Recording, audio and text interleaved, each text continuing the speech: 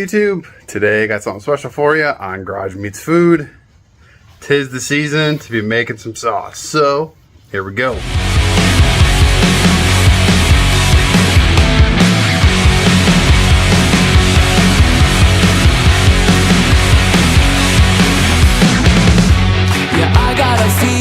So I guess starting out with the tomato garden, or with the garden this year, I had quite a few different varieties, and what I learned to do is to actually just freeze all my tomatoes. Usually just cut them in half, throw them in a bag and throw them in the freezer, because this will separate a lot of the water out of them, as you can see by in there, without having to actually cook these things down forever. So when it comes time to actually make some sauce or salsa or anything, take them out of the freezer, thaw them out, drain the liquid off, and then I can run them through the old family hand crank, the food mill, and then I'll put them in the roasting pan to slow cook it for a little bit. So I got my own garlic and stuff that I might use for this. But I have extra garlic, got some onion to put in, and then if I need to add some crushed tomatoes, petit diced, or just some tomato paste, and then I got some garlic or some basil and parsley to also throw in. So here we go. We're going to be winging some marinara sauce. We got her going.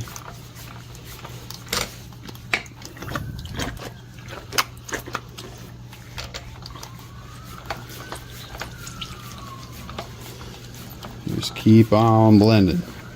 Just keep spinning till the cows come home, pretty much.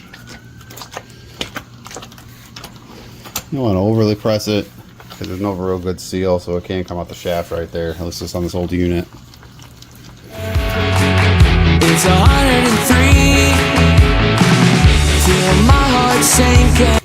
So you'll keep blending. The sauce will come out here. And then all the guts and seeds and everything will come out there.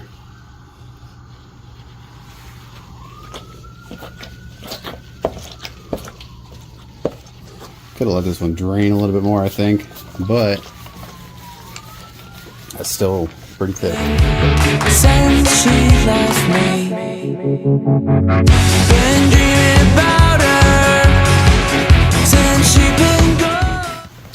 All right, so there's one thing through, one scoop through, current sauce level, and then the guts. And we'll keep pushing that down and spinning it as it comes out. Alright, let's keep going. Oh yeah, and wipe this down from time to time with a spatula. Alright, so one thing I found out, there's a lot of water still kind of coming off of the tomato. So I'm going to let these sit while I'm going to pour one in here and let it sit while I'm hand cranking a batch through here. So let's keep on it. I was wrong. I got a fever. It's 103. Feel my heart sinking since she left me.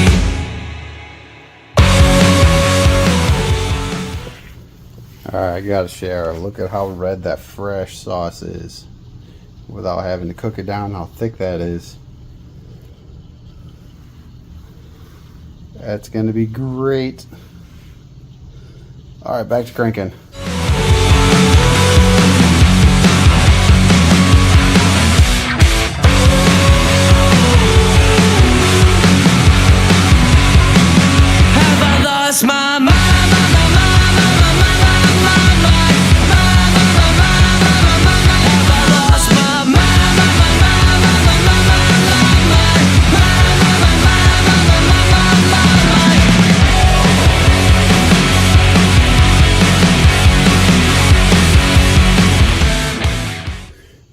That's a wrap on my frozen stuff.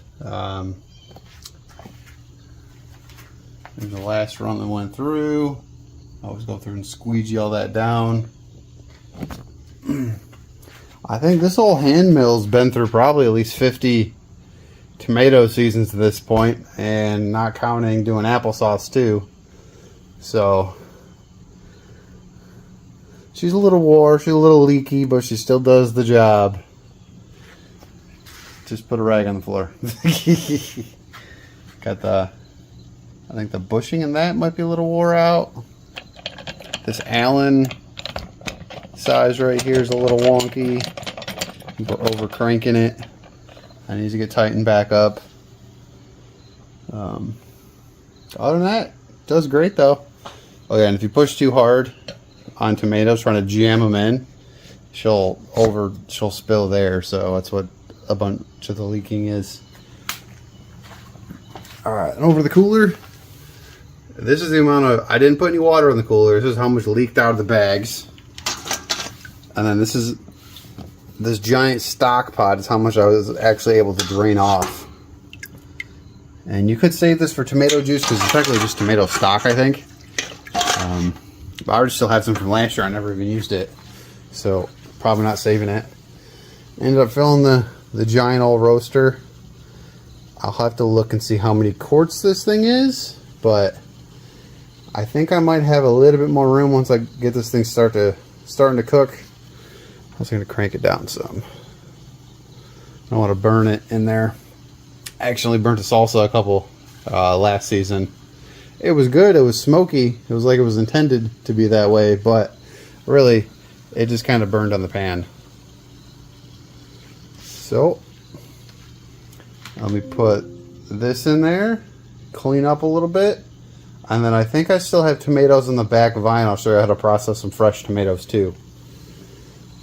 Here we go.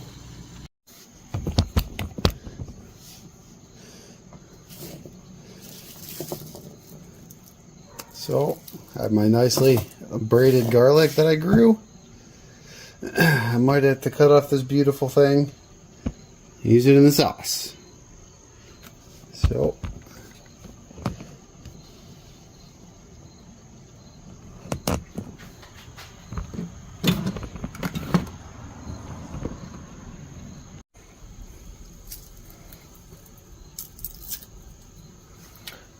I'm going to try out this weird rolling peeler for garlic. Now we just put it in and do this.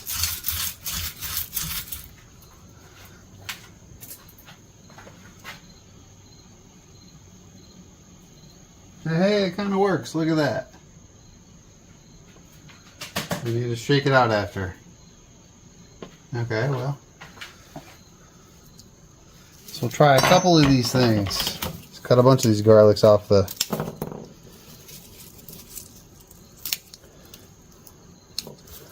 I'm not even sure if this is the right garlic. I should probably try it before I cut a bunch of these up.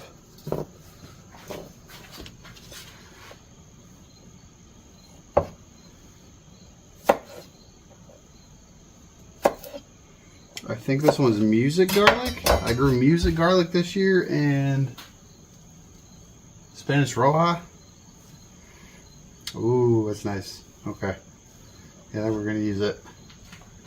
Cool. So, I'm prep a bunch of these little tiny single dudes. They're probably about one large clove a piece for the whole bulb.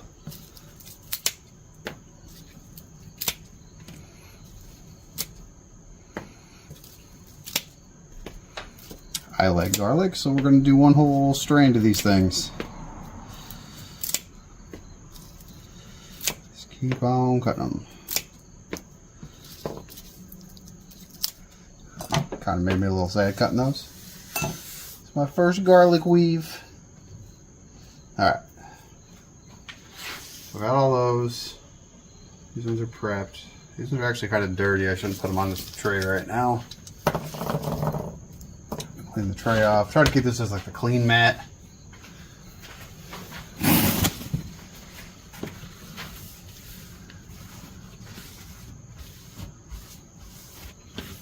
Although when I start flinging onions, I'll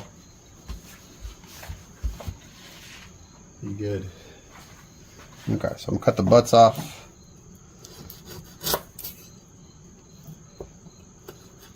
Cut the roots off these anyway, that's holding the dirt.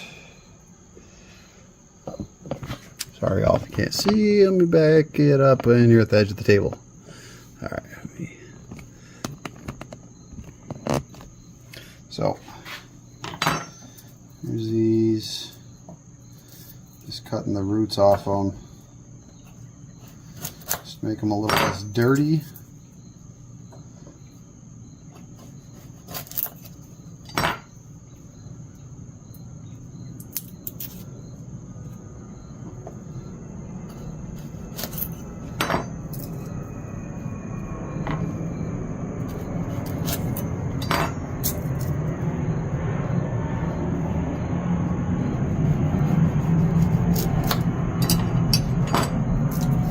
Speaking of garlic, what kind should I plant next season? That's still the question, because you got to plant them in the fall.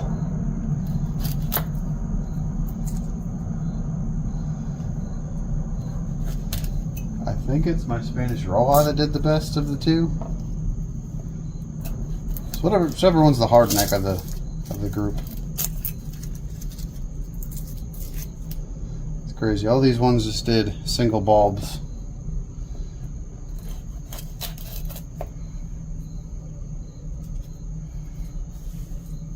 One big bulb on all of them.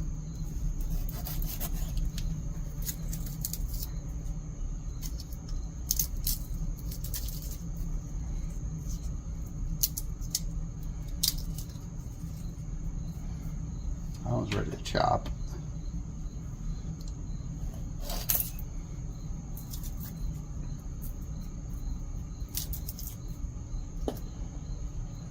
Oh, I should stir this off. She's popping over there.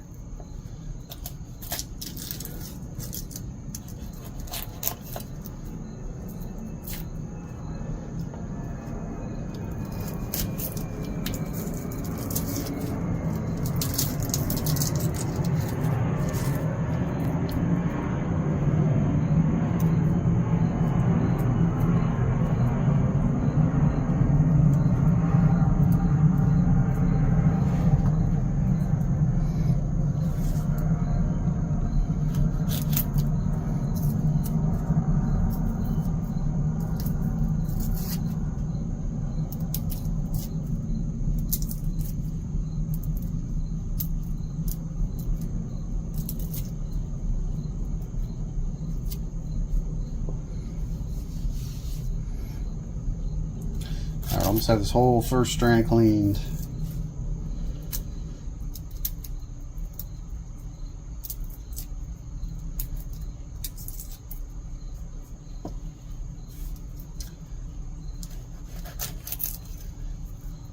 Clean to the roots anyway, not the skin.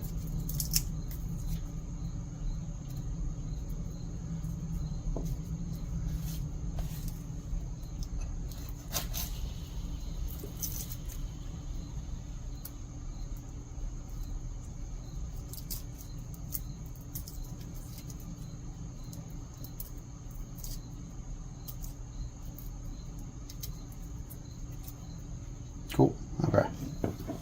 So we got a pile to run through the weird Chinese peeler thing.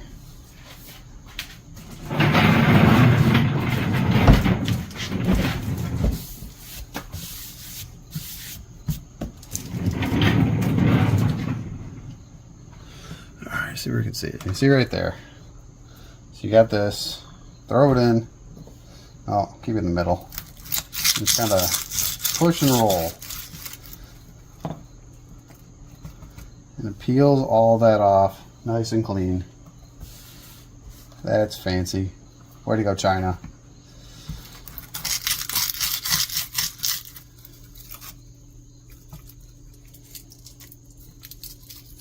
Oh, how's that done? Yeah. Okay, that was good.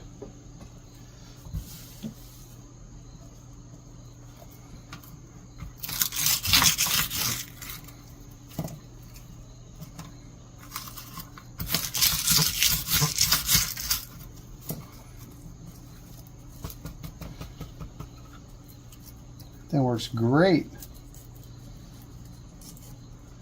This was always my biggest complaint with garlic, was having to peel the stuff. Look at that.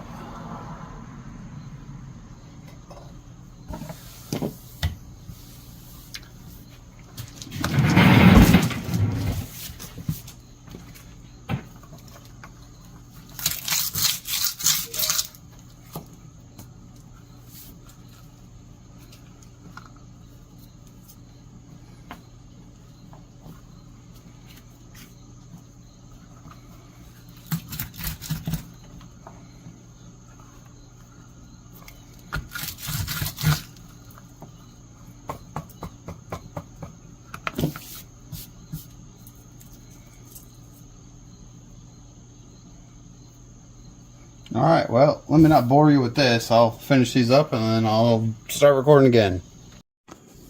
So I've just been having fun with this garlic roller. This thing's so easy, even for stuff that I used to would have just thrown away or not messed with because it's so small. Just put it in, roll it real quick like that, everything falls off. So you don't have to waste any more, even like super tiny garlic bulbs. It's like super tiny, but quick and efficient, and then just give her a shake out.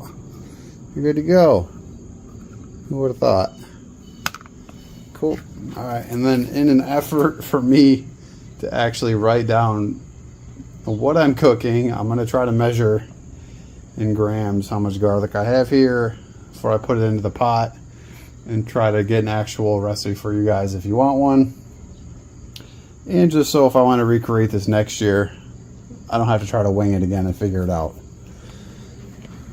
Cool. So we got 149 grams or 5 1/4 ounces garlic. So I'm gonna get it all chopped up, do a little regular cutting, and then slap chopping. If you've never used one of these before, anybody can use it. If you can slap it, you can chop it. Speaking of that, I wonder what slap chop guy's up to if he's out of prison yet.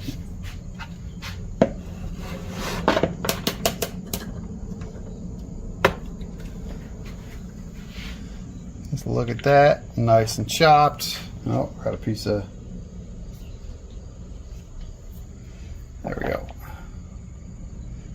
Yeah, I'm gonna chop it up a little finer, but we'll start here.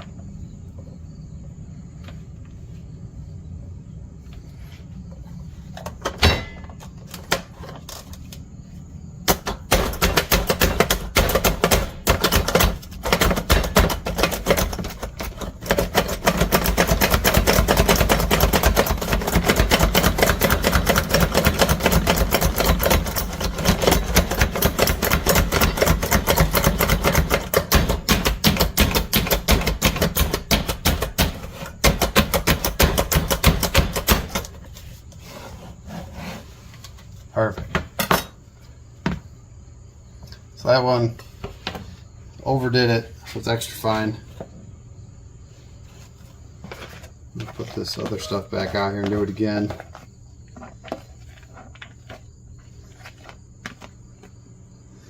Let's keep on chopping.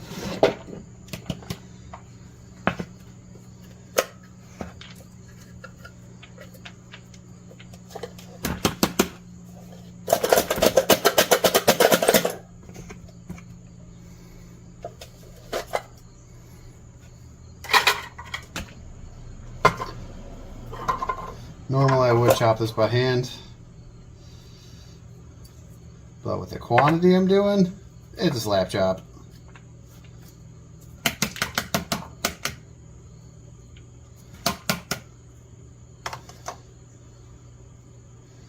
Okay.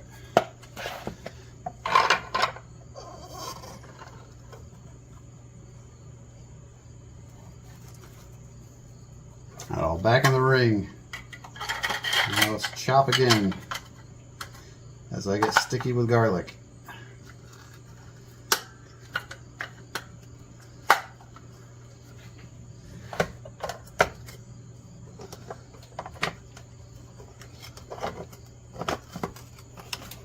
Cool. Uh-oh.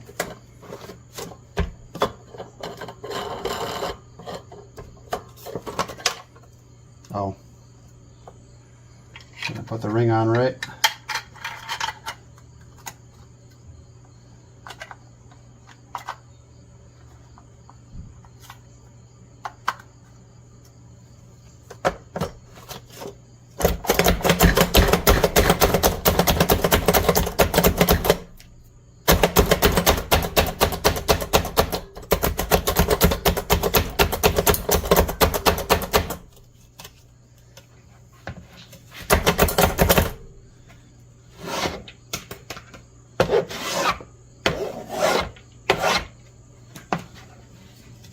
Alright, I think that'll do it.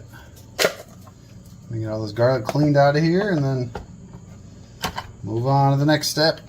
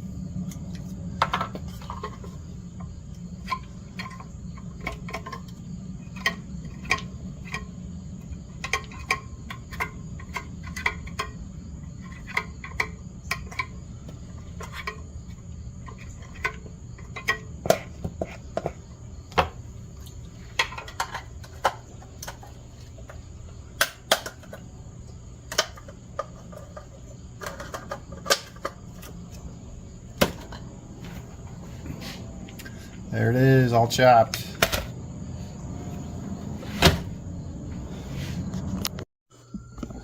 Alright guys, you're not going to believe this. I don't have enough garlic. Never enough garlic though. I went back and looked at my recipe. I only had, I don't know what, like 200 grams of garlic clove. And my recipe's calling for like 320. So I gotta cut some more up. We'll put it in. So prepping some more garlic. I got another whole strand of braided garlic. 69. So it looks like we need one more braided garlic to put in this thing.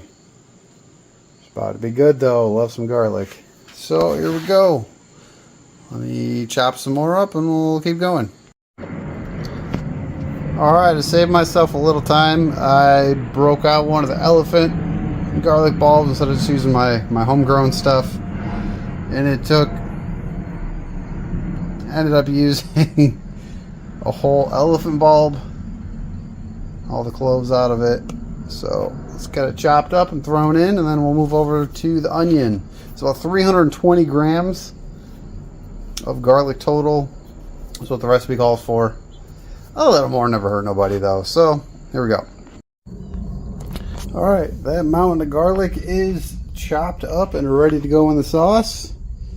I think up next would be some onion, some basil, maybe some parsley, and then we got to go get the Celtic sea salt from in the house and put that in.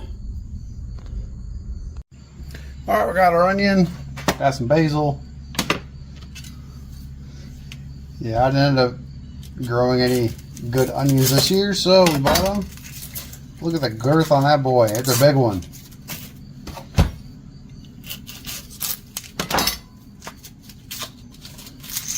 Dice it up real small and throw it in the sauce. Before we throw this in, I might actually use the hand mixer just to really blend that garlic in.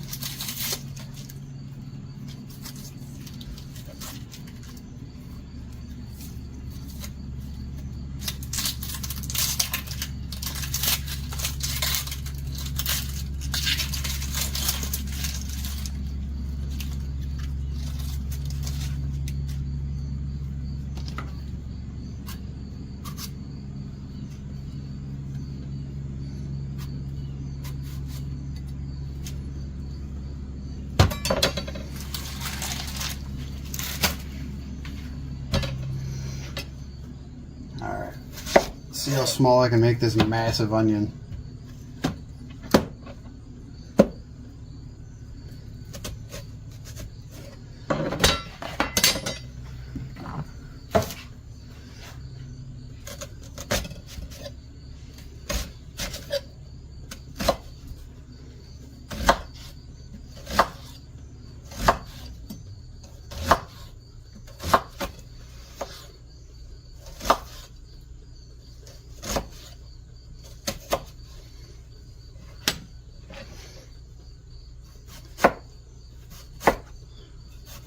Also make it really fine.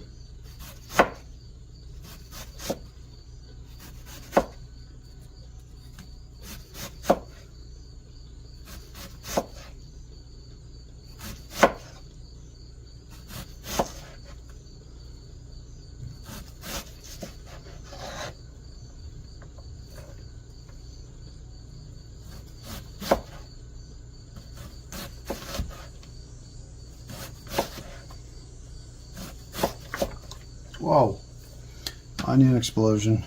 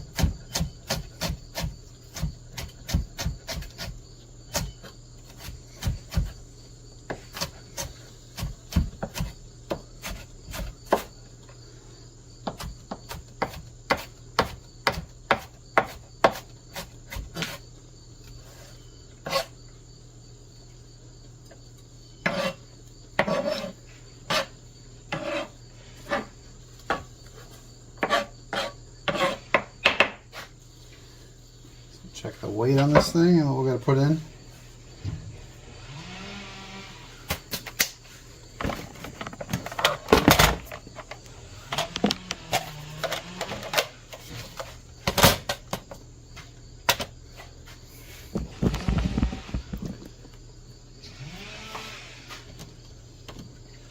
Alright, got it zeroed with that.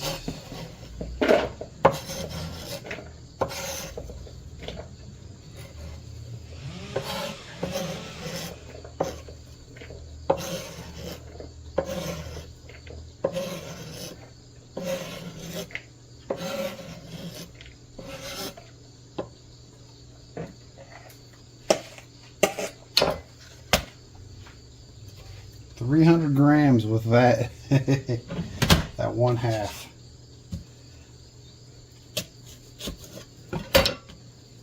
Smaller knife. That one's too crazy.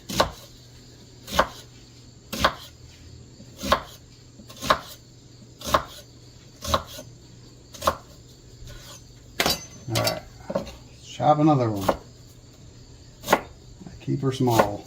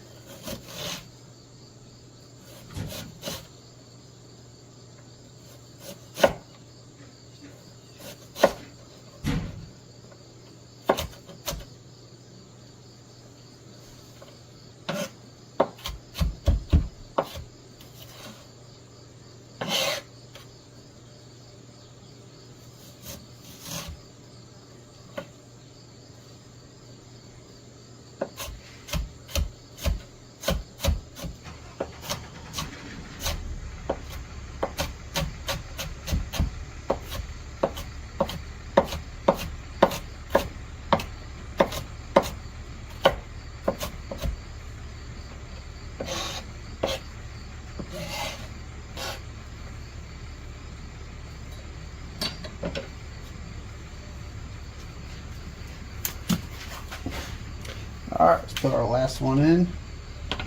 See what the total is for this monster of an onion.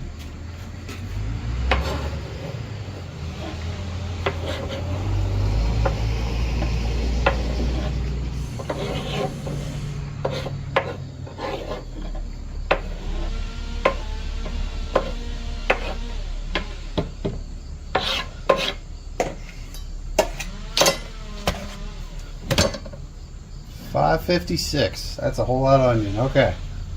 Well, just like garlic, we love onion in this house, so it's going in the sauce.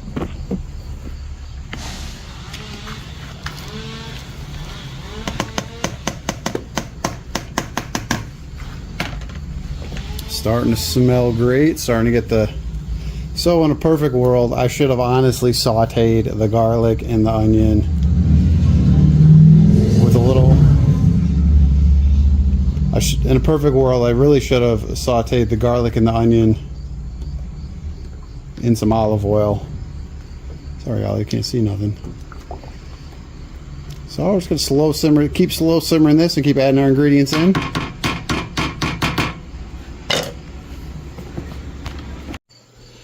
So if it were just me eating this, I'd put a lot more basil in there.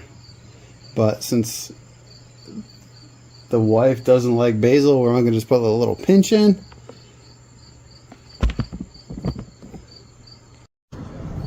Alright, next up, a little flat leaf Italian parsley.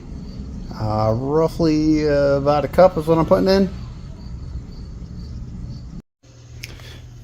Alright, recipe calls for a quarter cup of sugar to start, depending on taste and sweetness of your tomatoes. And technically it calls for olive oil, which would be used for the garlic and onion. I'm adding it in late. Alright, current status of the sauce. Still a little on the watery end, which is why I have some tomato paste, just to try to thicken it up. A little bit more, I like a thicker sauce. Looking good so far. Also to blend it together a little bit more so we don't have like chunks of onion and whatnot, I'm going to hit it with the hand mixer. Try to blend it up real good.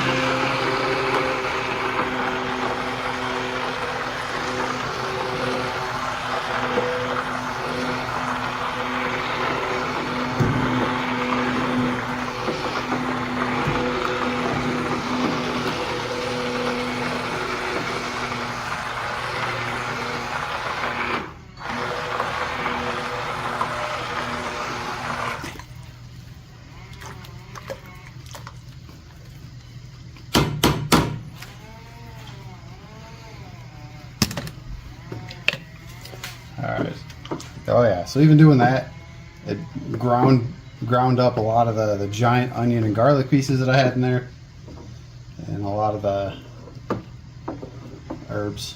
Alright,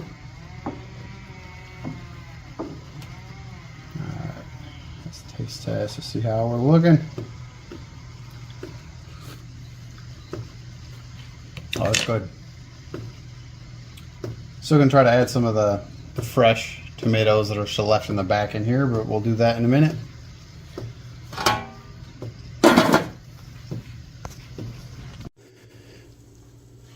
Alright, quick update. I added 2 cans of the De Fratelli crushed tomato because it was getting low and I wanted a little bit thicker. That would help thicken it up. I didn't have any more tomatoes. So here's the current status, and also add a little bit more sugar to help even out. I think I put a little too much salt in it. It's not too bad, but I need a little bit more sugar to counteract that. But it's turning out good. Just going to keep on slow cooking it. Keep stirring. Make sure it doesn't burn in the edges or anything.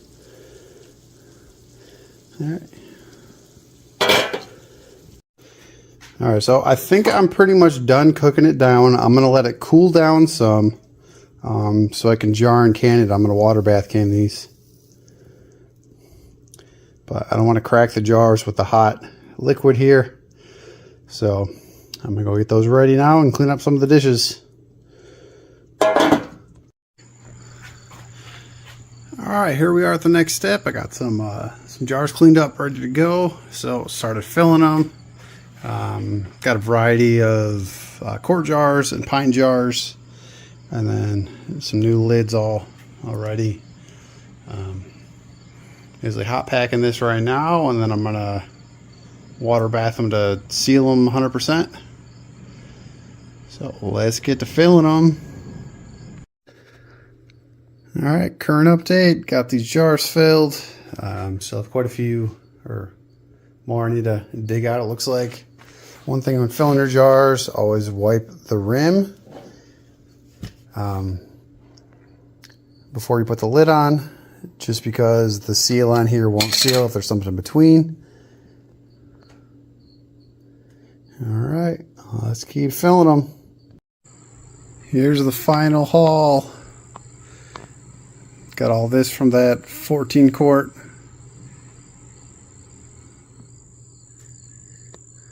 And then I'm going to put these back in, put the lid on with the water in there.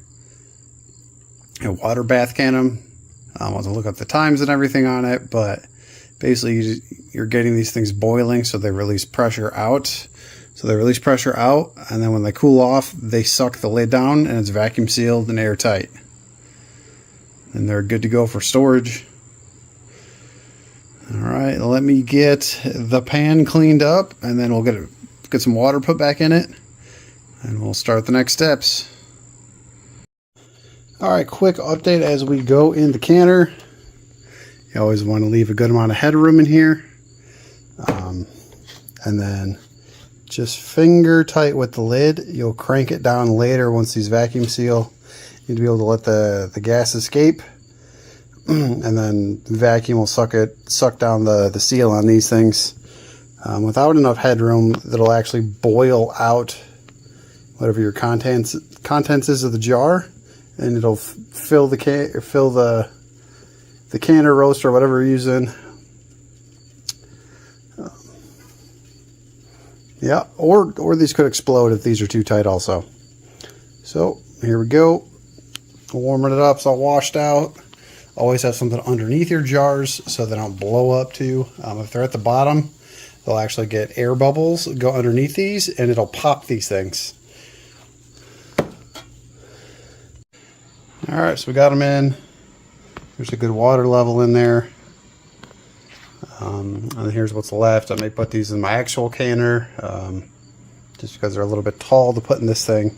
But pints fit great in the roaster. And then there's 2 extra.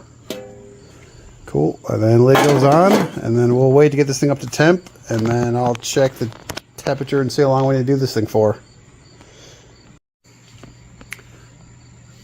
Alright, so the time be 40, 45 minutes, depending on how far you're above sea level. So Google it, just water bath, canning, pint jar, and then whatever, figure whatever altitude you need. Could be more time, could be less time, but 40 minutes for me. And that's at a raging boil. So once this thing hits, I set it to 215 or 225.